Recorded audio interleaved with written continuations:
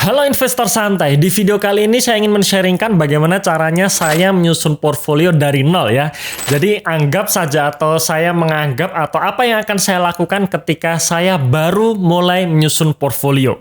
Nah sebenarnya ada dua kondisi yang menurut saya kondisi ini sangat-sangat berbeda. Dan ketika kita punya kondisi yang berbeda ini tentu saja cara menyusun portfolionya pun juga berbeda.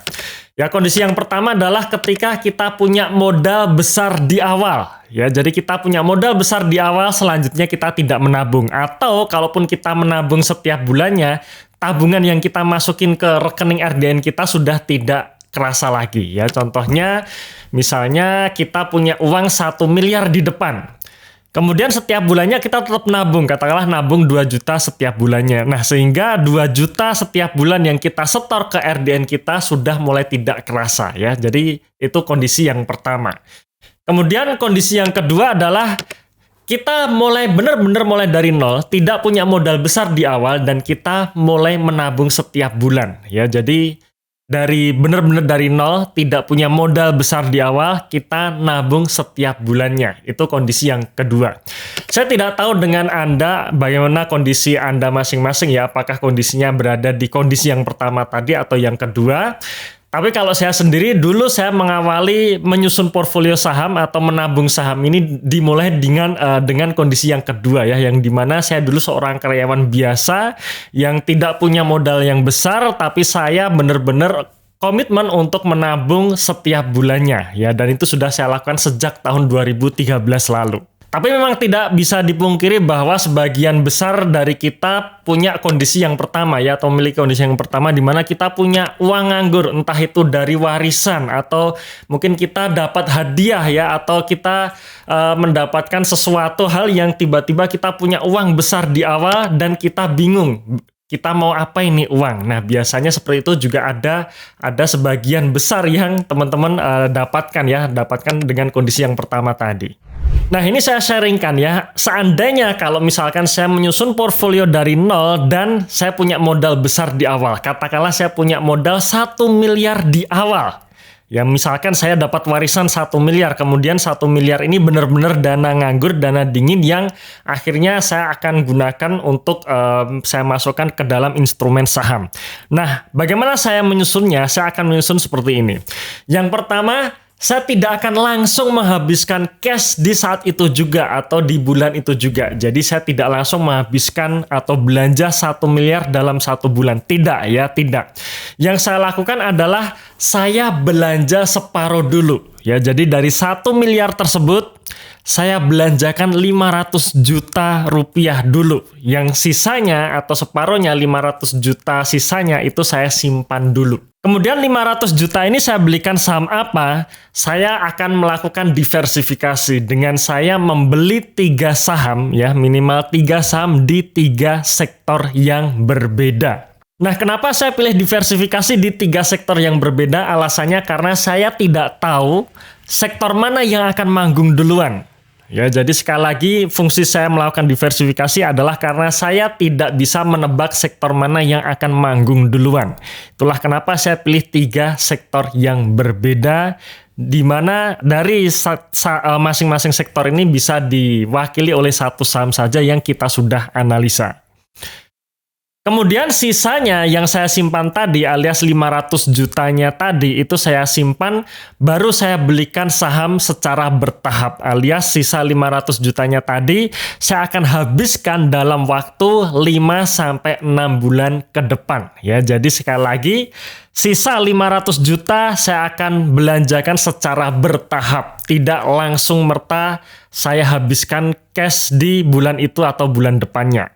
Nah, bisa dengan cara tambah muatan ketika 3 saham yang saya pegang di awal tadi harga sahamnya belum naik, atau ketika 3 saham yang saya belanjakan di awal tadi harganya sudah naik dan naiknya cukup rally seperti itu ya. Nah, maka saya pilih untuk menambah saham baru. Nah, ini contohnya ya, misalkan nih saya punya modal 1 miliar di depan. Kemudian apa yang akan saya lakukan adalah di bulan pertama saya akan belanja sekitar 500 juta rupiah ya. Jadi di bulan pertama ini saya akan beli saham A senilai 150 juta. Kemudian saya beli saham B senilai 150 juta juga. Dan saya beli saham C senilai 150 juta. Ya berarti di total sekitar 450 juta rupiah untuk saya belikan di bulan pertama. Sisanya yang 550 juta saya simpan dulu. Kemudian sisa 550 juta ini saya belanjakan 5-6 bulan ke depan, di mana setiap bulannya saya hanya akan beli saham senilai 100 juta rupiah saja. Ya, jadi saya batasin ya. Jadi setiap bulan di bulan berikutnya saya hanya beli saham 100 juta rupiah saja. Di mana 100 juta ini saya bisa tambah muatan di salah satu dari 3 saham saya di awal, atau kalau misalkan ketiga saham yang saya beli di bulan pertama tadi sudah naik semua dan naiknya cukup kencang, bisa di atas 10-15% di atas itu, maka di bulan berikutnya saya pilih beli saham baru. Seperti itu terus sampai 5 atau 6 bulan ke depan sampai cashnya habis. Nah selanjutnya ketika cash habis apa yang akan saya lakukan? Nah setelah cash habis alias mungkin mulai masuk di bulan ke-7 atau ke-8, yang saya lakukan adalah saya akan terus melakukan rebalancing. Ya alias jangan sampai cash di dalam RDN saya terus habis ya, akan habis. Jadi jangan sampai. Menurut saya, money management terpenting dalam kita menyusun portfolio adalah jangan sampai kehabisan cash. Oke, itu tadi ya case yang pertama, case ketika kita punya modal besar di awal. Nah, terus bagaimana dengan case yang kedua? Yang saya yakin mayoritas semua penonton channel di investor ini adalah mereka-mereka yang punya kondisi ya, punya kondisi keuangan seperti yang kedua ini. Seperti saya dulu ya, saya dulu yang seorang karyawan biasa yang saya hanya bisa lakukan nabung setiap bulannya. Oke, ini yang akan saya lakukan ketika saya misalkan menyusun portfolio dari nol lagi dengan cara nabung setiap bulannya. Ya, jadi anggap saja misalkan saya nabung setiap bulan 5 juta rupiah ya. Jadi di saat setelah saya gajian, saya benar-benar menyisihkan sebagian uang untuk saya masukkan ke saham. Apa yang akan saya lakukan? Nah, di bulan pertama saya langsung menghabiskan cash ya, yaitu saya beli saham A senilai 5 juta. Ya, jadi semua tabungan yang saya masukkan langsung saya belikan saham semua. Hanya satu saham saja dan senilai cash atau senilai tabungan yang masuk di RDN tersebut. Ya, jadi hanya satu saham saja dengan semua cash yang ada. Dengan catatan kita komitmen untuk menabung setiap bulan, alias di bulan berikutnya kita akan ada tambahan cash lagi. Ya, seperti itu. Maka di bulan kedua ketika saya nabung 5 juta lagi, di bulan kedua saya akan beli saham B. Ya, jadi saya tidak akan menambah muatan di saham A walaupun misalkan saham A ini harga sahamnya jatuh ya atau turun, melainkan saya tetap langsung beli saham B senilai 5 juta juga.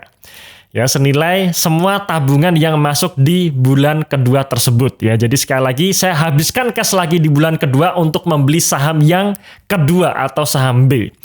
Kemudian di bulan ketiga saya beli saham C. Ya, misalkan saham A dan saham B misalkan minus, bulan ketiga saya nabung lagi 5 juta, saya beli saham ketiga atau saham C. Ya, jadi saya belum tambah muatan dulu.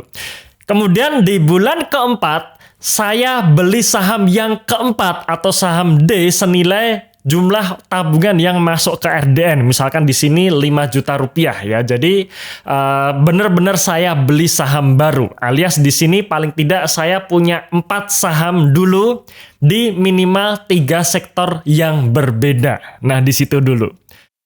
Baru di bulan kelima, ya bulan kelima saya masukin uang lagi ke RDN, saya nabung 5 juta lagi ke RDN. Disinilah baru saya fokus di 4 saham ini, alias saya akan tambah muatan di saham-saham yang punya potensi naik baggernya lebih cepat.